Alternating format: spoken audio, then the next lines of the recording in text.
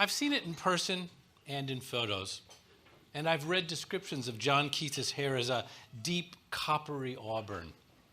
Wavy more than curly, though lank and darkened following one of his fevered night sweats. A drawing by Keats's friend Joseph Severn reveals this state of the poet's hair, misshapen, scraggly strands plastered to his forehead. While Keats, who died of consumption 200 plus years ago at age 25, never made it to America, his brother did, roaming the still young nation. Keats had written and fantasized about visiting his brother in America. But Keats did make it here, to New York, in part. The Morgan Library holds in their collection 3 clippings of his hair, one cut days before he died in 1821.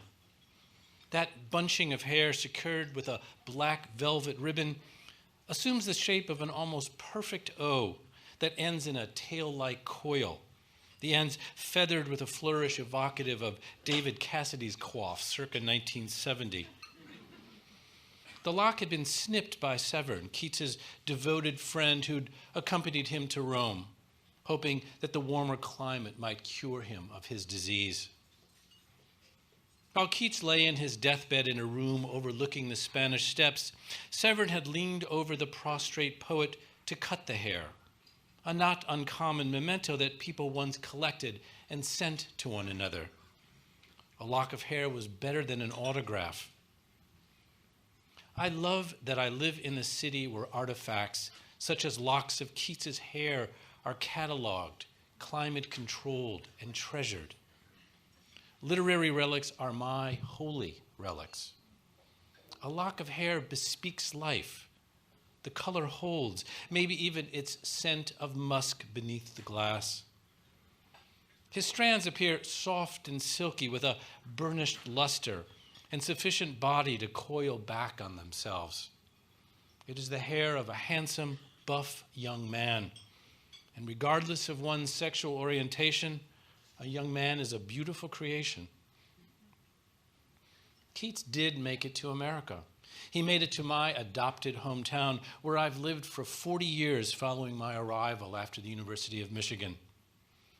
Keats's self-abnegation that his, quote, name was writ in water has long been washed away as inaccurate, though the words endure in stone as an epitaph on his marker in a Roman cemetery, where he and Joseph Severn are buried together.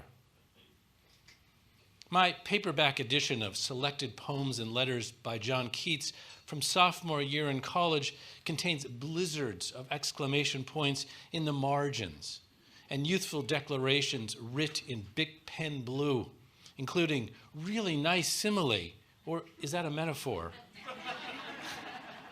And great verb. Keats wrote in his ode on seeing a lock of Milton's hair that the poet's bright hair and spirit never slumbers, but rolls about our ears forever and forever. I visited Keats's house on Wentworth Place in London last summer. Something about the spindles of the staircase and the thought that he strummed them as he descended every morning. So I played the wooden slats on my ascent and descent. And I gripped the banister, wondering if the whorls of his fingerprints might be fossilized on mahogany. And what is it about a room once occupied by someone young and famous, also beautiful, a helpful attribute, that imbues it with meaning beyond the furniture and wallpaper? I parted the draperies in his bedroom for a view to the plum tree under which he wrote an ode. The site brochure mentions the bedroom as where he learned of his tubercular fate, and that the fireplace mantel and surround are original. So to gaze into that fireless black void feels akin to looking into his eyes, his face. To see Keats's hair on display on Madison Avenue is both macabre and sensual. There's a necrophiliac whiff mingled with a sweet, sentient aliveness. I will continue to visit this corporeal part of Keats forever and forever. Comforted that he resides in a city where I came years ago and have lived in for far more years than he was allotted in his life.